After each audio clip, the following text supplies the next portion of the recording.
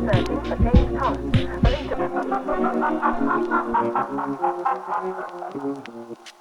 Today we're talking about the movie Challengers. Challengers is a 2024 romantic sports drama film directed by Luca.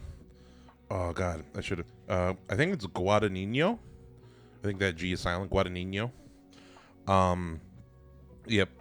Written by Justin Kurtzzieks. Damn, you really should have practiced. I really should have. And stars Zendaya most notably. But yeah, no. So yeah, starring Zendaya, Josh O'Connor, and Mike Feist. And we watched it relatively recently. So initially, it seemed like the movie was going to be about, like, oh, look at how great these white boys play tennis. And, like, I just expected the movie to be really misogynistic. And the, like, Zendaya sex movie. Yeah. And so, and the marketing really led you there. Mm-hmm. And so I was, like, not thrilled about seeing this movie. We didn't see it in theaters. We saw it at home a couple days ago. Mm-hmm. And it was so good. It was so ridiculously fantastic. And it is fully a part of this, like, new wave of these kind of movies where, like, it's, like, we've talked about it, where it's, like, drama, suspense, like, very adult films and adult stories that we've seen some of before. I think this movie is more unique than a lot of them, but with, like, I put in, like, Love Lies Bleeding and Saltburn. Saltburn was, like, probably the biggest one I connected to in this movie. But just like these queer stories that we've seen, like, white men be in these roles and be in these genres, but we've just never seen, like, queer characters in such a way. It is a true love triangle more than, like, a lot of movies. It's not like Edward and Jacob and Bella being like, now I love Twilight, but, like, it's not like, oh, like, we're both after her.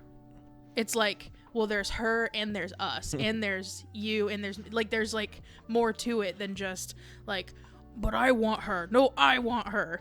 Exactly. Like, when the trailer for this movie really did made me think that, like, oh, it's just going to be there fighting for Zendaya or whatever. Which is not interesting. We've done it before. I don't care.